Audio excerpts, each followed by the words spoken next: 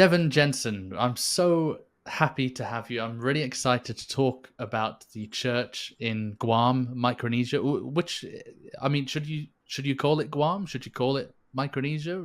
Well, great question. I have broken them out because Guam is such a U.S. territory and it has a distinctive culture all its own. Micronesia Oh, is the big region around it, kind of like saying Hawaii and Polynesia. There's a central focus on Guam, but also a bigger focus on Micronesia, which has an incredibly rich, diverse culture on each island. I had no idea of that. So I just thought it was another name for it. But no. So Guam is one. Is that one of the islands of Correct. Micronesia? And Correct.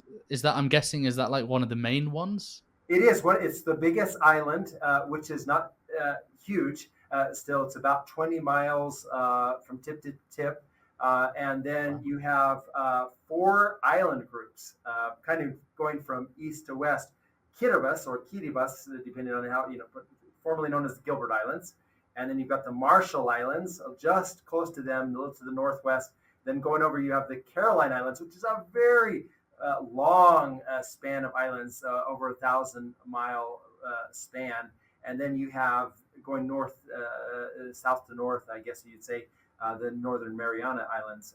And so you have Guam is the chief island there, but you have Tinian, Rota, and other islands in that chain as well. So we're talking about four different major island groups in this area that's known for its small islands. Yeah, blimey. Well, Devon, my purpose in wanting to speak to you is just I'm completely enamored by the subject of the international church, learning about what the church is like in all of these areas. We recently had Mongolia as a focus, and I was fascinated when looking at your book, um, which will be linked below for anyone interested. What is your connection to Micronesia, and why write why co-edit this book? I mean, must have been an extraordinary project to Oh, thank take you. on. And yeah, absolutely. Thank you for asking that question. So I was a missionary in Micronesia about 40 years ago. And so I've seen some of the history in this area. And so basically, how can I describe this? So take an Idaho farm boy, put him in one of the rainiest places on earth, 12 to 18 feet of rain a year. Just to give you a perspective on that, Wow. imagine you covering most of your houses with rain. That's what it felt, and so I arrived like many. I was an Eagle Scout, kind of prepared by my scouting background to deal with some harsh environments, and it was quite an interesting thing. I thought when I arrived, I have arrived in a 2 year camp out. We had a little hut about the size of this office for my companion and me. We fortunately had a hut and with walls, but the mosquitoes could come in and out and visit us, and so we had mosquito spray, mosquito coils. So I'm kind of giving you a visual for what it was like Yeah. to be plucked out of my home into a new environment. So at that point, I said, I have got to learn about the people of Micronesia. I was on a little island called Pohnpei, Pohnpei, and delightful people, about 30,000 population. Most of the population is right on the coast of the island. And so very people of the sea, very kind. Almost everybody let us in, would feed us. So I said, I am very interested in telling this story with some years behind me, some decades behind me, trying to understand the colonialism that took place in across Micronesia, uh, British, Japanese, German, American, probably others, but certainly those major colonial powers, and how the people of Micronesia, large, basically responded to these and weathered the colonialism, took the good parts, pushed aside the parts that didn't work for them, and then kept their clans, their families intact, and their culture intact. So it's a very interesting story. It's very involved. Absolutely. Well, first off, Devon, I would say I can't believe that you served 40 years ago. You look far too young to, to have done that. And secondly, could you explain a little bit of how you would go about collating and editing such a book? Like, how do you do that? What's the process? Right. So I loved assembling our team, and I kind of thought of us as the Avengers. To use a Marvel movies reference, I said, "Who is the best person in the world to write about topic X, Y, or Z?" So one of my first recruits was Rose Ram from BYU Hawaii, and she is an associate academic vice president over curriculum. So she is a native Chamorro member of the church who was one of the first sister missionaries from Guam. Wow. And so I said, Rose, would you be on my team? I need your perspective. I need an indigenous perspective, a female perspective, and you have studied Chamorro family patterns. And so she graciously said, I'm finishing my dissertation. In about a year, I'll be available. And she joined the team, and she became the main editor with me of this volume. So then we went and recruited other people. We chose Clint Christensen, who's a historian who worked for the church history department, and it travels through this region, and he's very familiar with both Hawaiian history and also Asian history. And so he was a very important acquisition to our team. We got Felipe Cho. You spoke with him about Mongolia. Yeah. We found members, Karen Benson and Del Benson, who were on site and had lived there since the 90s and involved in the branch, all the levels of leadership there. Then we started going out and saying, who else can we get? And we found Harry Ann Hinton, who was a Chuukese translator. So all these areas are really important and really want to get their story right. So we said, who else can we get? We got Philip MacArthur, who's a professor of anthropology at BYU Hawaii, very immersed in Marshallese culture, very, very deep thinker on these cultural topics. We found Dan McClellan, who had traveled out to Kosrae and was very familiar with the Pacific culture there, and had been to Pohnpei as well. Let's see, Casey Griffiths, who has done history of schools. Yes, you know him. He's really brilliant in terms of church schools, and he had been out to Kiribati. And then because Casey got involved, we got Yotuo Tune, who was an Area 70 out there, one of the first state presidency members in that region. So these are some. There's more. Paul Hoffman is an attorney who's written on military history, and so I'm probably forgetting somebody, but you can see the range. Von Discalson, yes, of course. Eric Tonini, two wonderful missionaries to that region. So I said, let's get the best writers, the best thinkers about this. And sometimes I will say it was tricky because we said, who has written on this topic? I don't know, but we'll find a friend of a friend and try to find the best team we can. I'm very happy with our team. So would you send them out, and would they interview people and find stories and things like that? Is Absolutely. that basically what they would do? Yes. Fortunately, we were able to send out quite a few of them. And some people had been there and had experience there and had already recorded the story. So in that case, it was very easy. But several of us traveled out there. Casey and I traveled. He went to Kiribati and I went to Chuuk. I had never been to Chuuk except landing on the airport through. So it was delightful to meet with the members. We did interviews sometimes in their native language. We would ask the questions, let them talk for a while. Not all of us were conversant with the language. We spoke a related language. I spoke Pohnpeian, which is very closely related to Chuukese, and so I was able to understand some words. But for the most part, we relied on our indigenous translators to share with us the stories. Are there different dialects and languages for each of the kind of Surely not for each island, because some of them are so small. But like, is it mainly Chuckies? Is that what you said? Yes, so 8 or 9 distinct languages. So Wow. very, very important when you go out, um, uh, 500 miles of ocean. That is enough to make sure that there's this distinct language variant forming. And so there are a lot of languages out there. And so that was part of the challenges to make sure that we had good representation for these various language groups as well.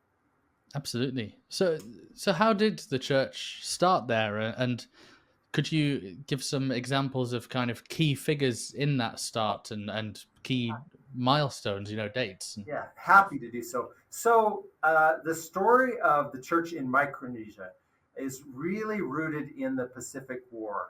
December of 1941, bombing of Pearl Harbor. The United States was staying out of World War II as long as they could.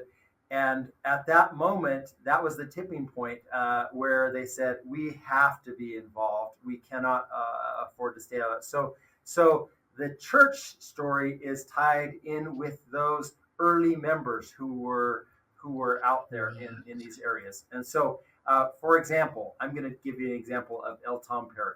So he was a Marine, a future apostle. He was stationed for a year on Saipan. He remembers there were a good number of Latter-day Saint men on the women and women on the island from the Air Force, Seabees, and of course Marines.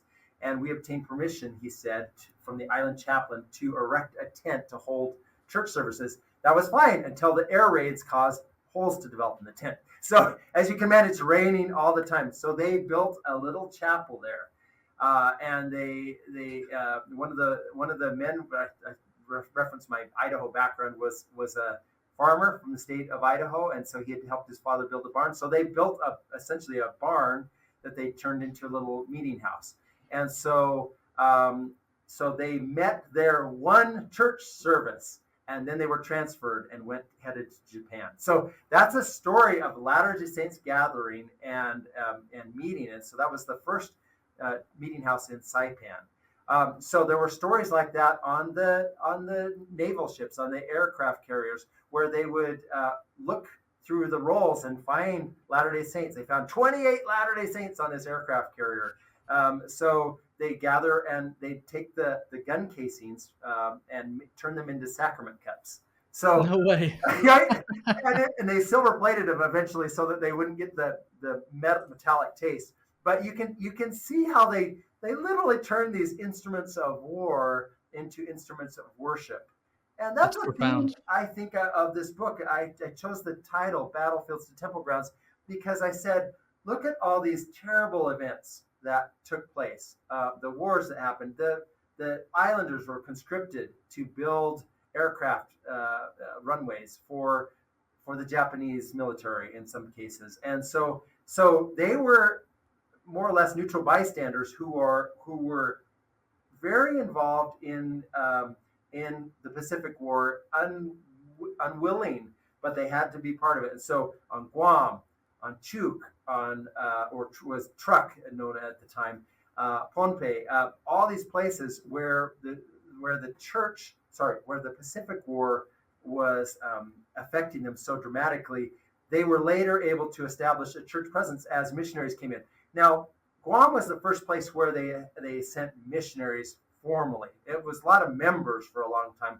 and Kwajalein actually is another area where the church was established. Wake Island. So some of these famous World War II sites you hear about, and so in the 1970s, so we're talking 50 years ago, that's really where the story of the church started to happen. You got a former naval member named William Cannon, who Oh, who was one of the first mission. He was a counselor in the mission presidency in Hawaii, and they assigned him to serve in Micronesia. Big, we're talking more than 1,000 miles away, and so basically his job was to make sure that the church was established there. So where should we go first? And so he had met with some local school teachers in BYU, Hawaii, in the summer of '73, and so they basically were teaching them, and he said, or a man named Oren Ori, Ohry, said, "I will join the church if you will establish the church on my island and Pohnpei." And so he basically, they baptized him and then traveled out to the island to try to reach him.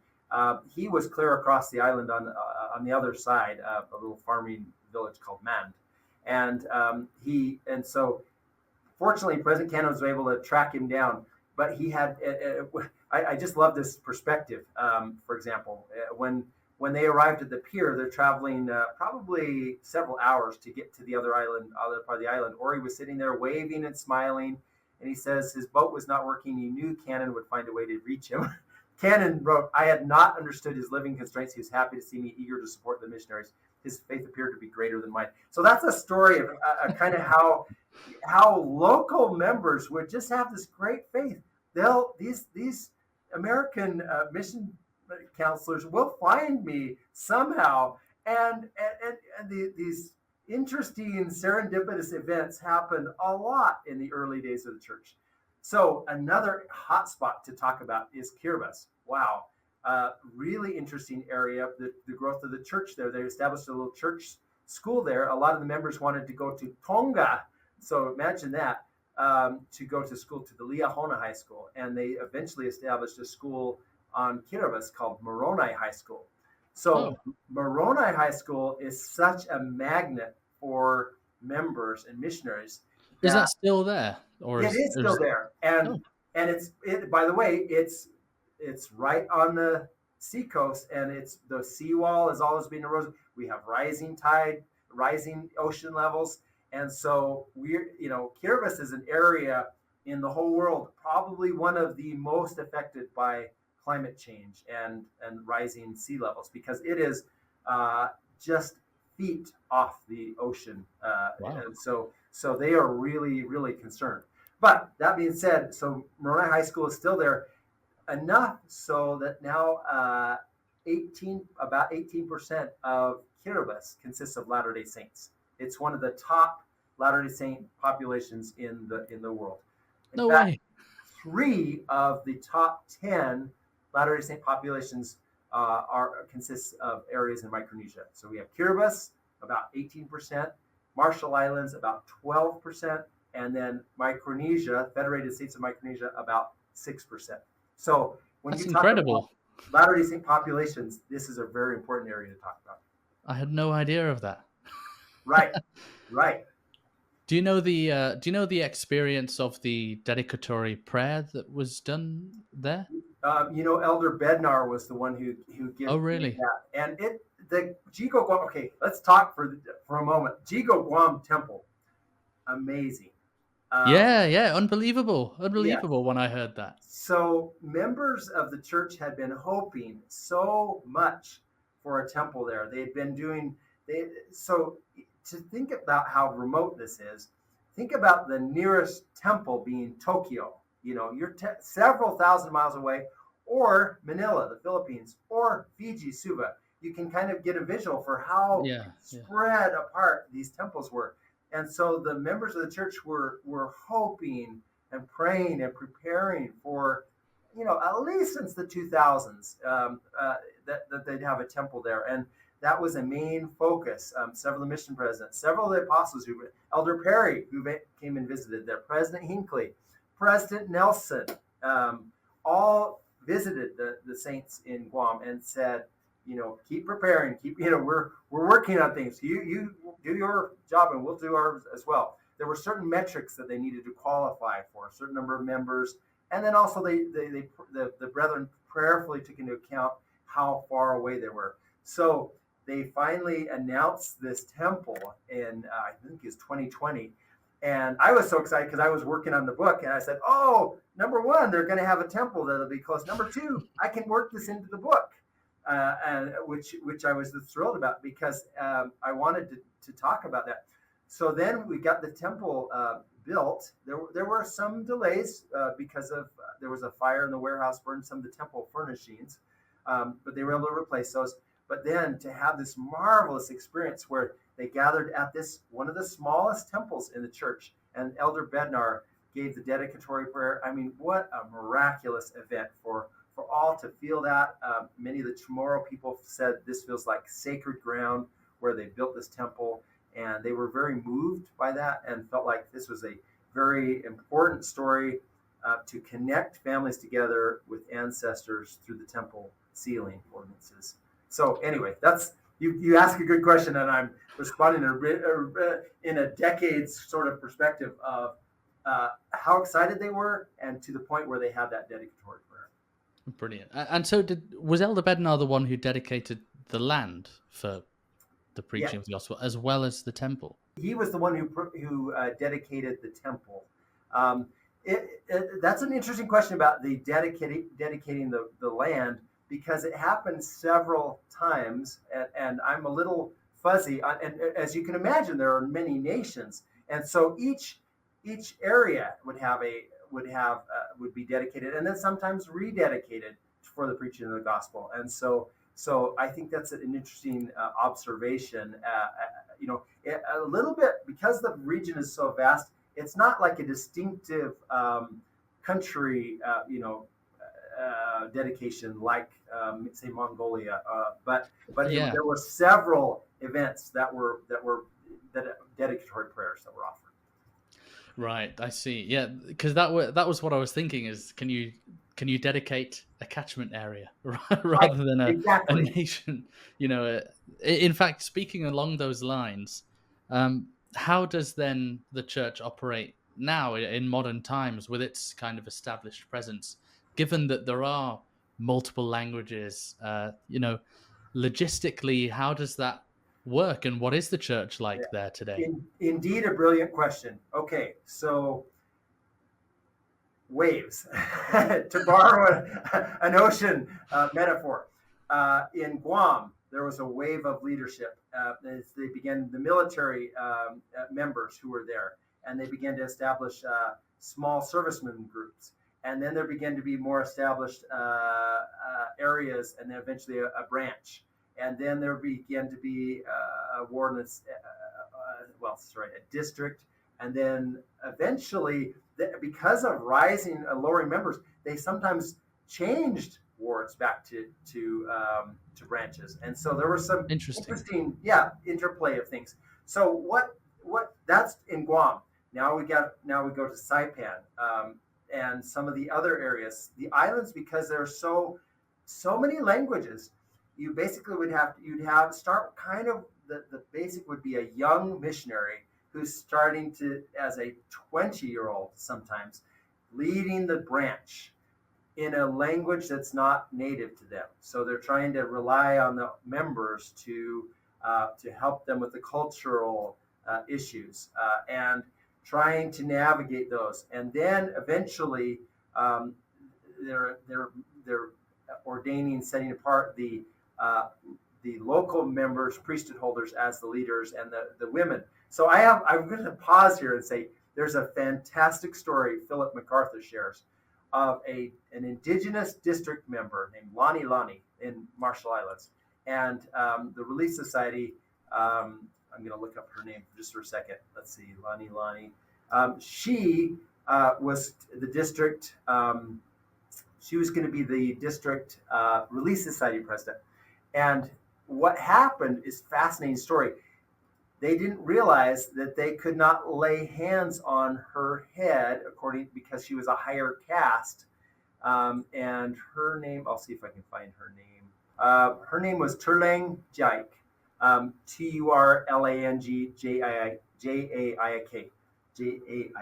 Jaik.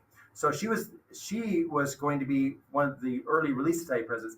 So Lani was supposed to lay hands on her head and set her apart. But he said, I cannot do that. Her mana, her power, is in her head. I cannot touch her head. And so the counselor in the missionaries said, you must do this. You must not pay attention to these local cultures. And so it was a moment of cultural insensitivity. And so the missionary said, okay, here's my lecture. And then President Lonnie still resisted because he did not want to disrespect her or his culture. So then the other American in the room said, why don't you have the mission president's counselor, who also has the authority, set her apart? And so that worked because he, being an American, was no longer subject to the same restriction of culture and the caste. And so he was able to lay his hands on her head and set her apart for the calling. And so it actually turned into a very big positive in the Marshall Islands, because what happened is the people recognized, hey, they didn't force us to do something that was wrong. We held out, and then they respected our culture. So, you can imagine the cultural tension at the moment. It was very uncomfortable, but they worked it out. And because they didn't overreact, it actually worked out to a very positive thing. So that's an example of how the indigenous and American cultures kind of, I would say they're cross currents, right? They're kind of running, there's not one right or wrong, but they're running different directions. And so where they hit, there's a lot of turbulence, maybe a riptide. But then as they begin to talk it through and work it out, more positive attitudes develop toward the church and toward the local cultures as well. It's both. So anyway, that's an example of how each one of the islands had to develop a respect for the American. Let's add the American culture as well. American culture, church culture, perhaps Wasatch Front culture, and each island culture. And so they had to kind of say, what is most important in this particular situation? Yeah, that is really fascinating. How does are there stakes in Micronesia, or is it mainly districts? Yes. Oh, so there are stakes. Several stakes in the Marshall Islands. In Kiribati, many stakes. In Pohnpei, there's a stake. In Guam, there's a stake, and there are several others that are close to stake. Chuuk is very close. I think their metrics are a little bit off, but they're not far from having a stake as well. So so these are even though they're small islands, these are very big. The church has a big presence there. Right. So I'm trying to visualize in my head when my brother-in-law also served in Guam on his mission. And he has some fun photos of when they would have district conference or zone conference, getting a little boat to another island. And so I'm trying to think, wait, is this the kind of experience that members too would have when going to state conference, crossing over an island to go 100%. There and things like that? Depends on which island. But yes, very common in Pohnpei and Chuuk.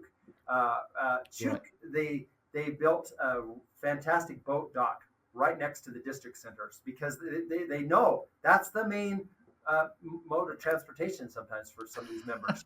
And so, you'll see, instead of your traditional parking lot, they do have a small parking lot, but they have a huge boat dock. That's brilliant. Probably 100 yards long for all the boats to tie up and to come in from the outer islands. So it's a fantastic way to travel, and very different for a lot of people to think about missionaries traveling by boat. There are boat elders whose job is to wash and wax the boats and to transport people from No way. Yes. Wow. For people listening on audio, I'll add a note here that we'll show pictures of all of these things on YouTube if you want to come and watch the video. But so given the kind of history of the church there, what is the kind of ratio of expats to locals that are there today? Is it mainly locals there today? Does it still have an American presence? That's a question, because it does change over the years. And it does vary from island to island. In Guam itself, I would estimate about half and half expats to indigenous members.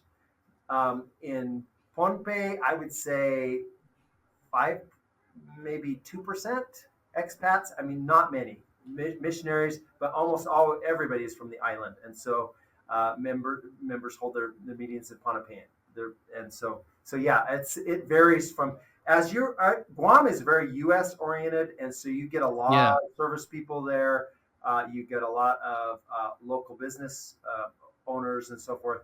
But anywhere else in Micronesia, you get lots of other indigenous members. And then I would say the other area is Marshall Islands. You do have a lot of U.S. service personnel there. And would they have kind of an expat ward or No. an American ward? No, They're mixed definitely together. integrated, very comfortable. Yeah, and which creates an interesting experience because you have literally 4 or so languages that people can Well, yeah, that's what I thought. Yeah, I would say in Hawaii, for example, I visited Hawaii and they have a Micronesian ward there. And so Right. they pronounced the sacrament in Pohnpeian. They conducted in English. They also did the sacrament prayers in Chukis and Marshallese. So you had at least those languages represented almost every week in a typical sacrament meeting. Wow. I can imagine with the military presence, it might be quite transient as well. The kind of because I used to live in a ward in England. We have quite a few American bases, and if you're in a ward where there's one near, it's kind of every 2 years families are leaving and new families are coming in, and it's an interesting experience. Indeed. Now, I would love to hear more about kind of the missionary work that goes on, the kind of rate of church growth. Is it a very high baptizing, a lot of converts? I mean, given the percentage of church members there, it's quite remarkable, really. I would say it's robust. It's not one of the top baptizing areas, but it is a very good, steady presence as far as the baptism, and particularly in Kiribati, where there's such a nucleus already of members, and the church culture is such a part of the culture. Same with Marshall Islands as well. I would say Federated States of Micronesia, there is some growth. It's pretty consistent at 5.5 to 6%. So a dynamic there is the Catholic Church and the Protestant Church are both really well established there. Oh, I see. So it's a very Christian nation, Federated States of Micronesia. Somebody has quipped that if they had an Olympics on those islands, it would be Christian churches. Which one's winning? Which has more of a presence? And because they're so devout. I mean, they're singing. It's very much, you get the vibes of Tonga and Samoa, some of the Polynesian cultures there, because when Sunday comes, church is the main event, and people travel from all over to go to church. And so I would say the missionary service there is a lot about helping retain the youth, help making sure they're helping to go to seminary and engaged and things like that, and just support.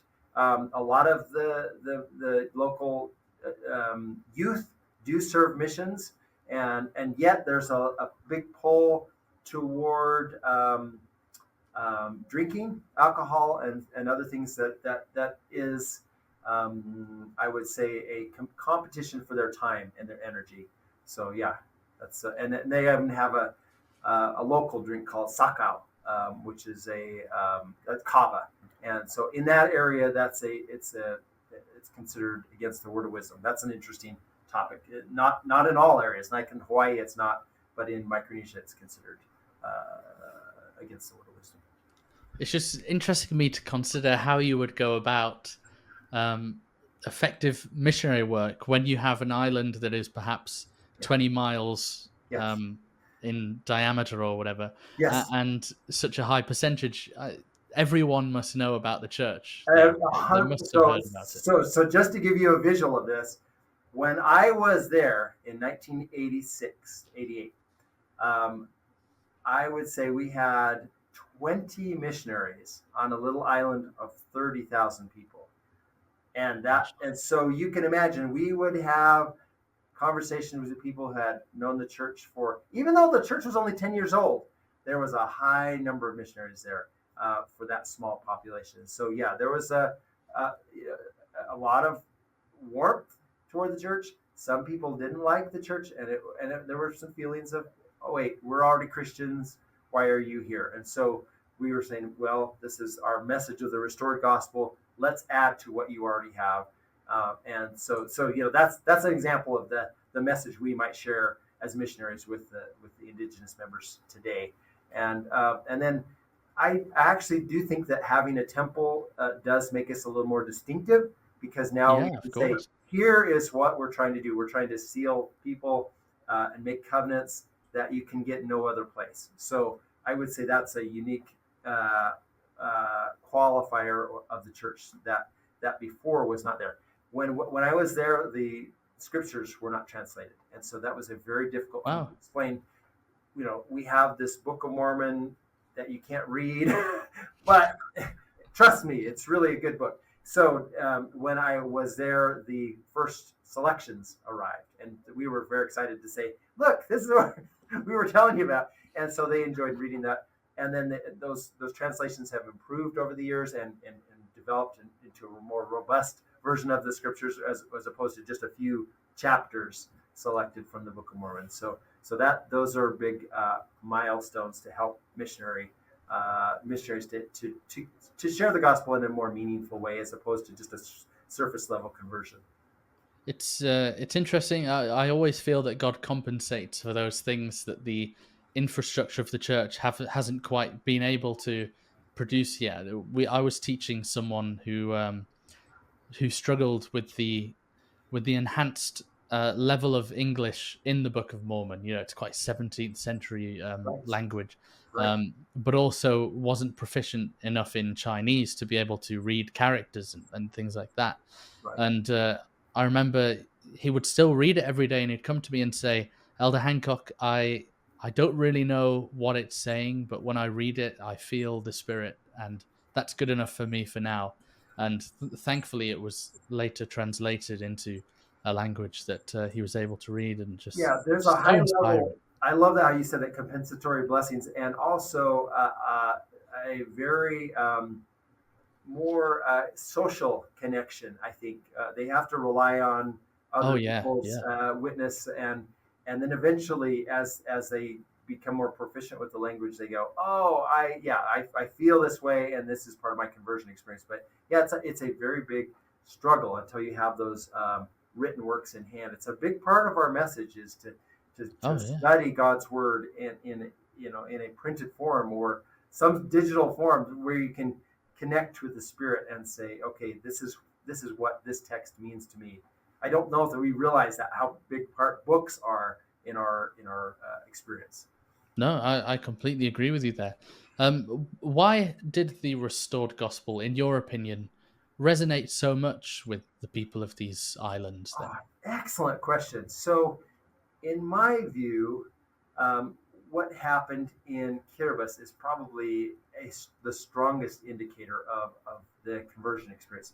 So, um, there's a cultural aspect that I'm going to just back off and say it's interesting that when you get there's an admiration for U.S. culture, and that is a little bit of a hook, like a fascination with American missionaries, so that might be interesting. the inroad, right?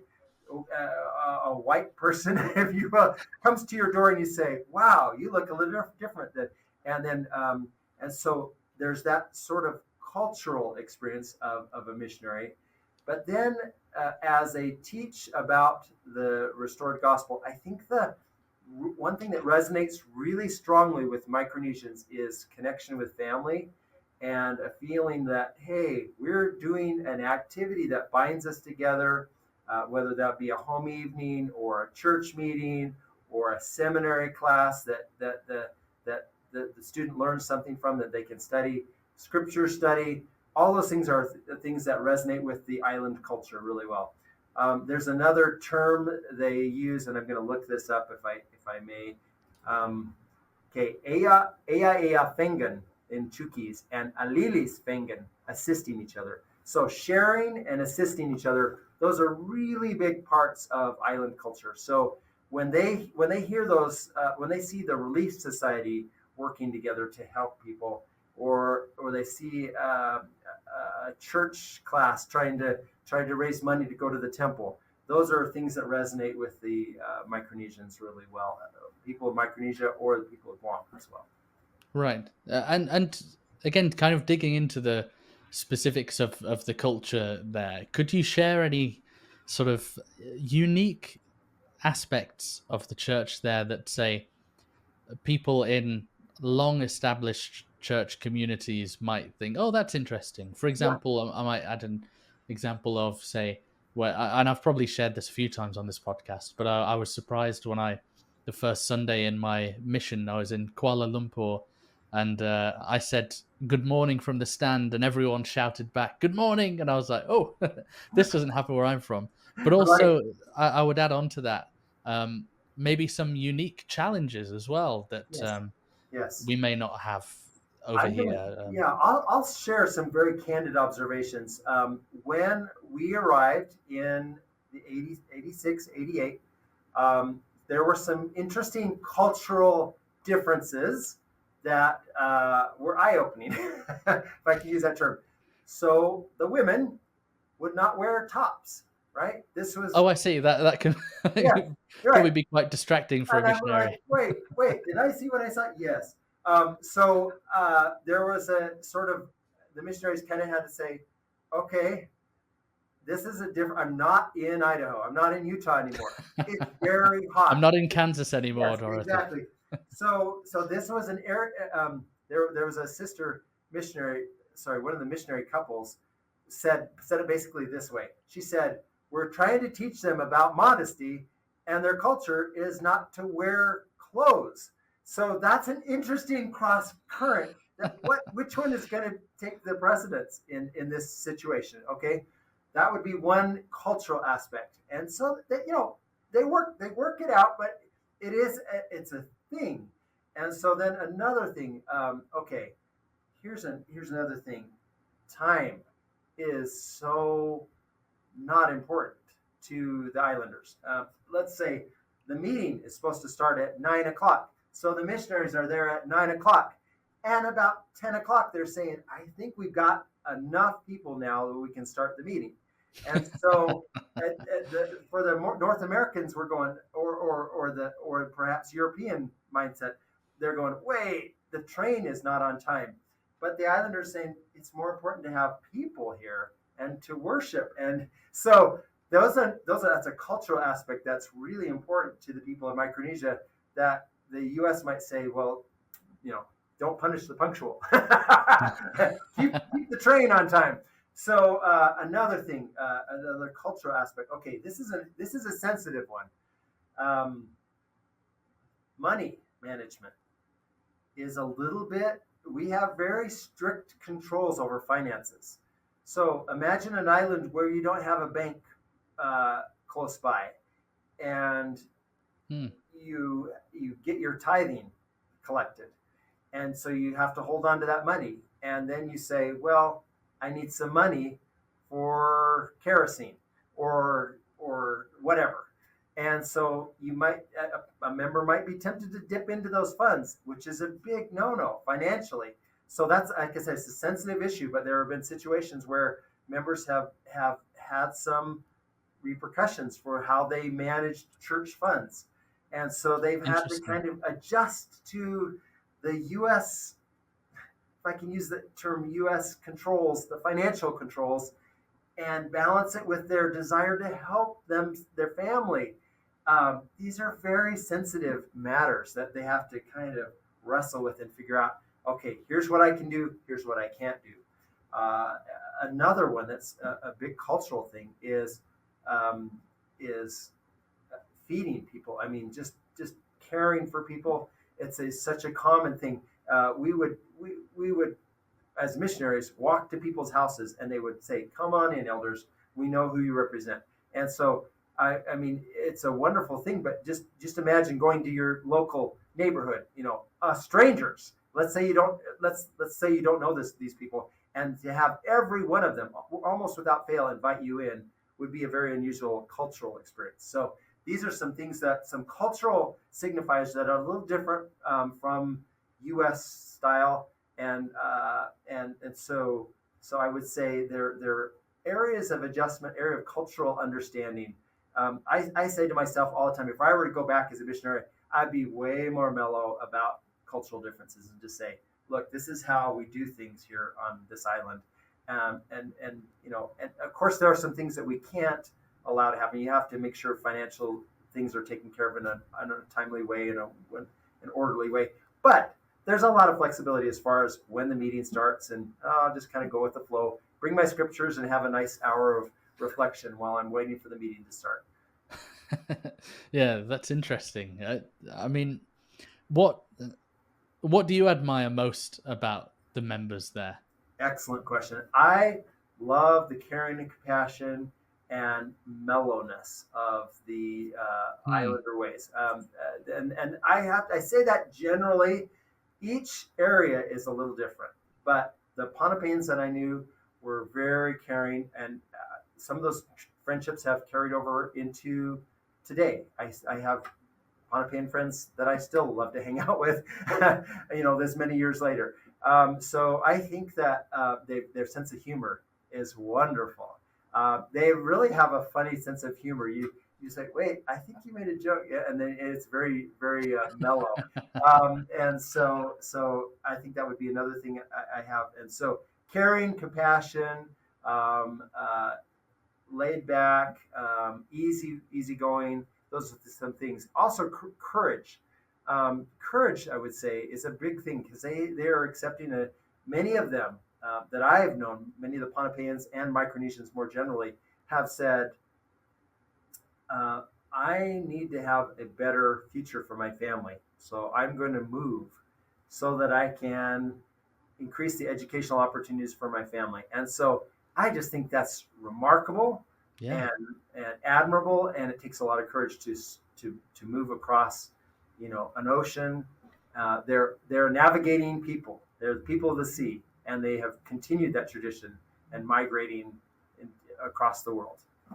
Yeah, absolutely. I would love to get to know if you could teach me about some of these individuals, like stories of the pioneers in Guam and specific people who are quite Yeah. important to the building of the kingdom in that area. Yeah. Well, I'll just tell two or three. So Jingle and Jackie Hemon are some folks from Pohnpei, and so one of his stories, he said when he basically had was called as a young district president. I think he was 30, and so he had responsibility for many areas, and so he basically was a little worried about that. He had grown up as a smoker and had joined the church about 2 years earlier, and so he was a fairly recent convert, and he was getting to know the scriptures and everything. But basically, when he started to learn about the church, he said, "Okay, how do I understand? How do I lead the church?" And so the member of the mission presidency gave him a handbook of instructions and said, I want you to use these along with your scriptures, and you're just going to learn the procedures of the church. So he literally wore out his copy, carrying it everywhere in the rain. I mean, you can imagine, he got soaking wet, but he really learned the procedures and the doctrines of the church together and became a trusted member of the church. Now, he had a heart attack right after he joined, and that may have been in relation to his past as a smoker. But he really struggled with that. He said, "Why am I given this challenge along with everything else?" But he pushed on, and and since then he has gone on to pursue his financial education and it's almost got a master's degree. He's just a few credits short, but he lives just down the street from me in Orem, Utah. So an example of a courageous explorer, and he was one that I did not know before I started to work on this book. So an example. Okay, another one I want to share is Rose Ram, and I know that she's one of my editors, but I just love her as a Chamorro convert to the church. And she talks about growing up in Guam, and she said, I was like a little fish in a tide pool. I didn't understand there was a bigger ocean out there. And so she was very tight with her community, loved her Chamorro family traditions, but she recognized in high school that she had a Latter-day Saint teacher who said, have you ever thought about other opportunities? So she herself traveled to Arizona, went to school. Later, she served a mission as well. And then she also went to BYU Hawaii, ended up becoming the vice president there. So an example of somebody who went out of her small tide pool into the bigger ocean and had some marvelous experiences, and then helped write the book. I mean, literally. So then another one I would share, just a very important couple of members of the church, Memnet and Marlo Lopez. And so they are the temple president and matron in Giga Guam Temple. So Memnet was on the Relief Society General Presidency, and sorry, I said Relief Society General Presidency, Relief Society Board, and so she was very involved in Utah with the Relief Society culture, and then her husband has been a seminary and institute teacher for many years. And they were so excited when they got the call. They're both from the Philippines, and so Philippines to Guam to Utah and back to Guam to serve in the temple. And so just to give an example of the variety of pioneering members where they come from all over the earth and all these nations. When I went recently to Guam, I saw around their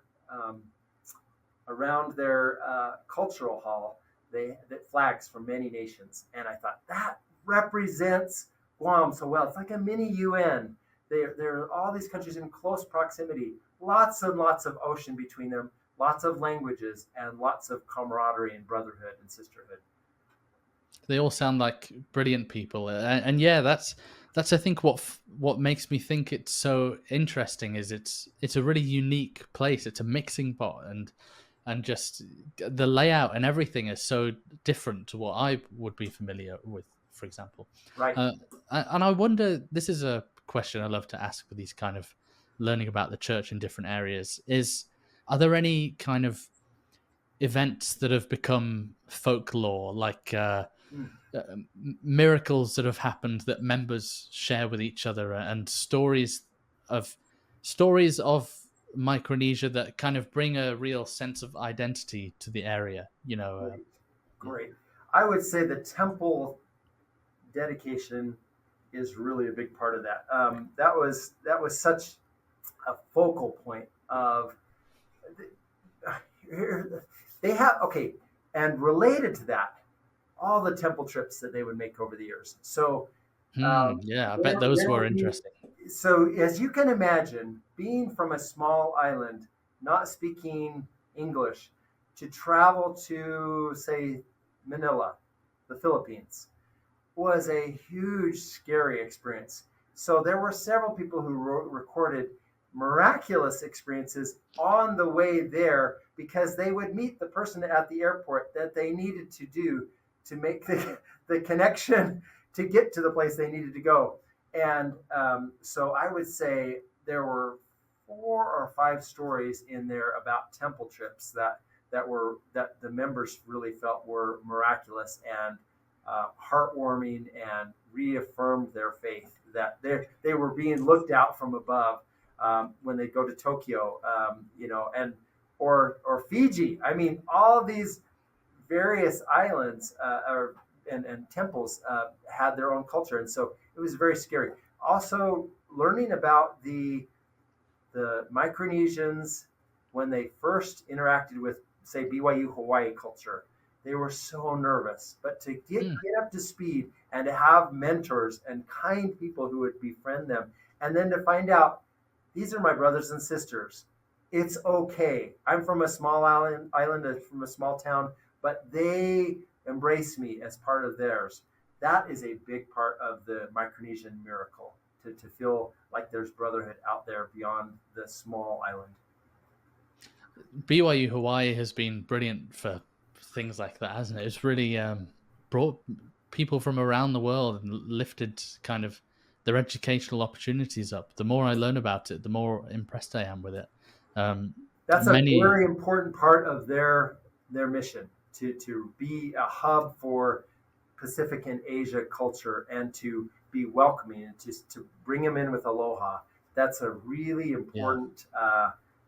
That's different from BYU in Provo, where I work. Mm-hmm. we're kind of, we have a different flagship. We're the flagship, but we're not necessarily going out and reaching out to various communities. We're kind of representing the church, emphasis on education. So we do things a little differently. I admire what BYU Hawaii does, and each school has its important, unique mission that's valid. Yeah, which is so interesting. I love it. Many of my friends from my mission are at BYU Hawaii, and gave them a really good opportunity. You mentioned earlier that there were quite a few visits from church leaders that we will know about, their names, and Yes. very influential church leaders in the past. Yes. How was that received? What did it mean that there were these frequent visits?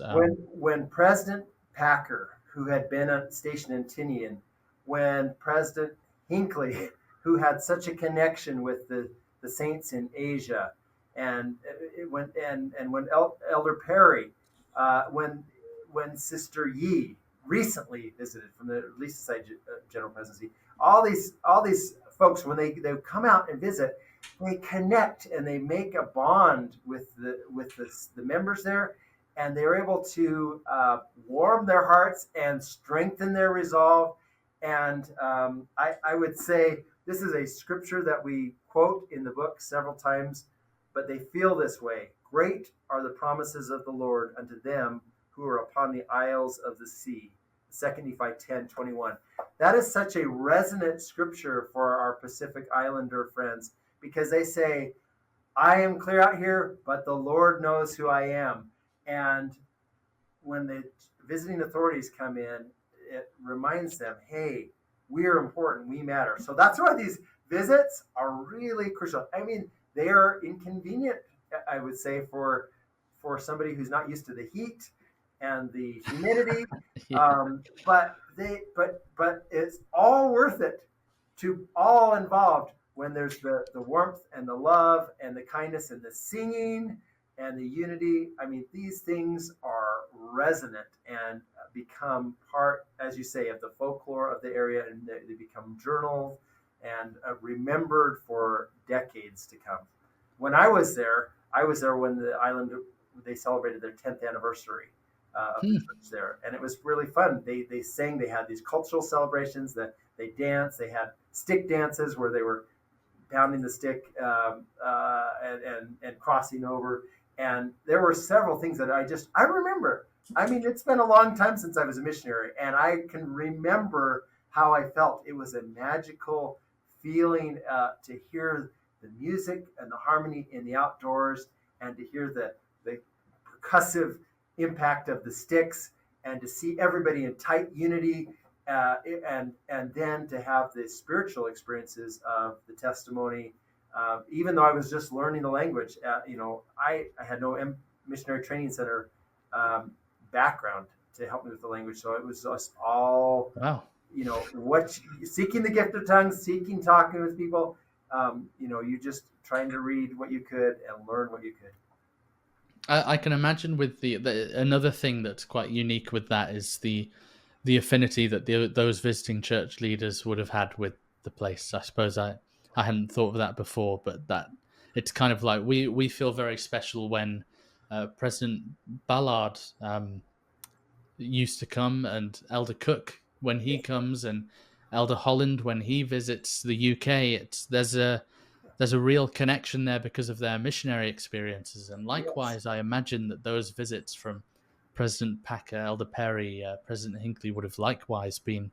There's a real, actual, genuine connection to that area from their experiences when they were young. So two more I shouldn't neglect: Elder Stevenson and Elder Condi, Spencer Condi.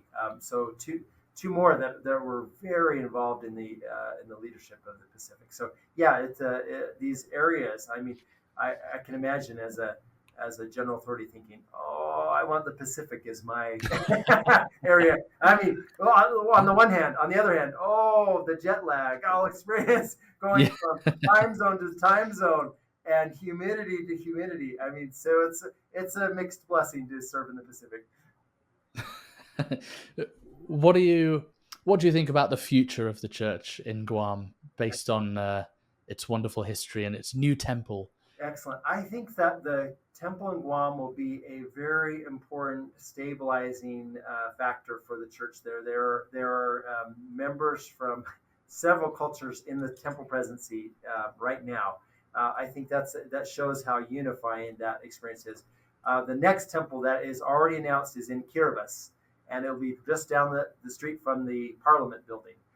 So it'll be a very Incredible. prominent location for Kiribati. So that will be another magnet to attract and stabilize the area. I think that if I were to anticipate another temple, I'm not pronouncing this, but there might be another one, I would think, in Micronesia, Federated Incredible. States of Wow. Micronesia. And so that will be a huge impact. But that's probably, a decade away. Who knows? But I would think if they had a temple there, a small temple, that would be another powerful magnet for that area. Perhaps in Marshall Islands, it would be another option. So I think as they get those temples, because these are experiences that maybe a member in Utah can have, where they can drive to a temple.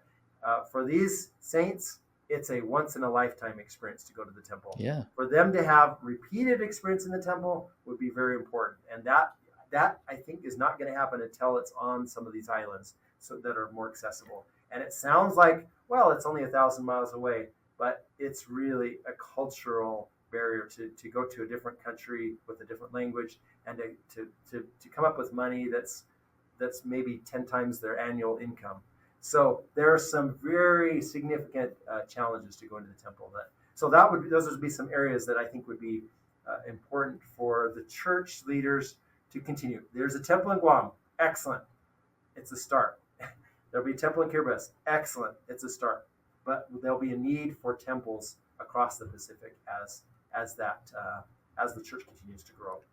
But key word there is stabilizing effect. The stabilizing effect. That's interesting. And youth and young adults, is there a decent presence and a program for youth and young adults there? Yes, very good, strong seminary experience. By the way, that's an interesting thing to just mention. I know our time is winding down, but the seminary and institute programs are really important to help the youth to understand the doctrine, to get it in their hearts, and then to prepare them for missionary service, and then to prepare them for leadership. So I think it's important not to neglect the importance of education, the church educational system in these islands, not only from a high school perspective, but also the seminary institutes, because a lot of these are oral cultures, and so they're used to interacting with people, going swimming, but to sit down with a text or to read and discuss and to be able to analyze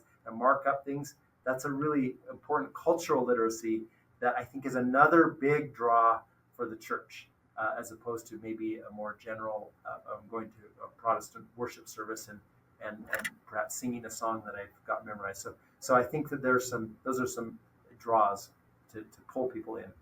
And does that operate from the Moroni High School, or is that like local members are taking on that responsibility and teaching the youth in their island or local vicinity? Like from what we said about the state conferences and different meetings going on and the transportation, it sounds like that could be kind of difficult to access on a, for me, it was daily. I was daily every morning going to seminary at the church.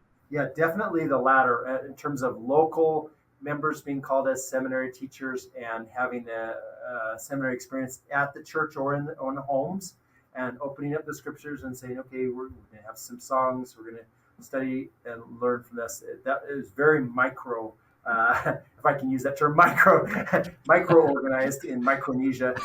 But you have little units all across, like little seedlings, a seedling here and a seedling here, not even a branch, a small seedling where they can learn the gospel. Brilliant. See, these are the logistical facts that I love hearing about.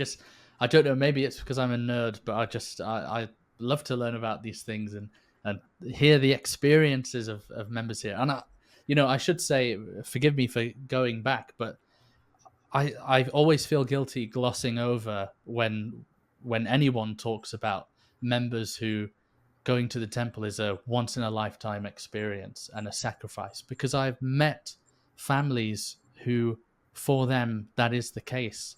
And it is one of the most inspiring things that I've ever witnessed, is the impact of a temple visit. I remember sitting at a table with a sister missionary who was a local in the place I was serving, and from a very poor family. And a very close member of their family, I think immediate family, had passed away. And I was talking at P Day about my first time doing sealings. And this sister missionary kind of stopped and went, "Elder Hancock, stop right there. You must tell me about the sealings. Tell me more in detail." And her family had never had the opportunity yet to attend together at a temple, because it would, for a family that you can't really even get documents to go sometimes in these places. It's difficult to get documents to even be able to fly. And then when you do fly, it's an incredible expense, a sacrifice. And so for me to stop and think about how grateful I am for the covenants that I can, go and renew in this magnificent experience an hour away at the temple, and I marvel and feel just I feel really um, uh, mindful of people when we talk about that, and trying to understand that experience of and I'm really happy to hear that a temple for people in Micronesia will be a lot more accessible and more of a reality, that they can go and visit there on a more regular basis. So I'm really happy to hear that. And I suppose in finishing our brilliant conversation today, um, I would ask, what's one thing you would have people listening take away from the members in Micronesia, and to your personal faith? What does it mean that the church is so prevalent in these far-flung areas of the world? Yeah.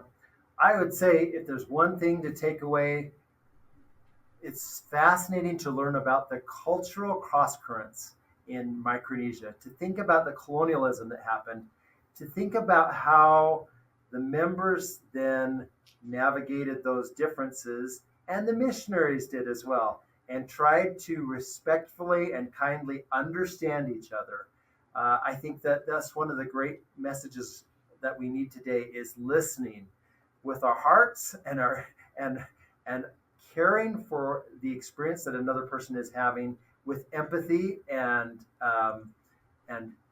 one step at a time understanding. So if I were to look back on my experience, that would be the one thing I would do, is really be more patient and learn from other people, and let them learn from me as well, because I think understanding grows so quickly as a result of these cultural exchanges and understanding the history of an area.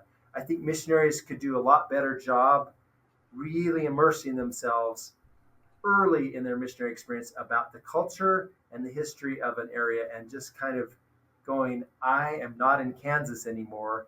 What is this experience? Who are these people? What can I learn from them? What can I give to them that builds upon what they already have? Those are the takeaways I would share. Brilliant. Well, Devan, this has been fun. Oh, I've missed one very important question before we end, which is, what's the kind of main dish of Micronesia, not Mongolia? Excellent, excellent. We Micronesia, must right? answer this. I would say the overall, you have to have it almost every meal, rice. Rice. There were days I ate rice 3 meals a day and not much else. But Right. bananas, surprisingly, spam. Oh, I love spam. Spam is one of the Guam is the spam capital of the world. Well, it's expensive though. It's When they expensive release here. a new flavor, they go to Guam and say, "Here's the new flavor," because they are the spam celebrities. Let's see, yeah, mangoes. They have this cool starchy root called bread. Um, kep, or I don't even know what, tapioca. Yeah, that's what they call it in English. And then breadfruit, the green Breadfruit. Nerf football-looking fruit that grows on a tree. It's very much like a potato in terms of starchiness. That's a very good local cuisine. Oh man, so good. Slice up some breadfruit, fry it up, boil it. So good. I've never heard of breadfruit before. Yeah, yeah. But there we go. Devon, Coconut. don't you just... Oh, coconut. Coconut. There we go. Don't you just love talking about these things? Oh, yeah. I can never get sick of this. Love it. I really appreciate you coming on and indulging me and sharing this with our listeners. I've thoroughly enjoyed it. Host you've been. You just asking me these very insightful questions. It shows that you have a love and caring for the church experience worldwide, and you're just a people person. Oh, well, that's very kind indeed. I do love the worldwide church, and for people who want to purchase the book, poignantly titled From Battlefields to Temple Grounds, it'll be in the link in the description. And yeah, thank you very much, Devon. Thank you, friend. Thanks for watching For All the Saints. This show needs your help to grow. Please like the video, comment your thoughts, subscribe to the channel, and share this with someone you think would enjoy it. Thank you.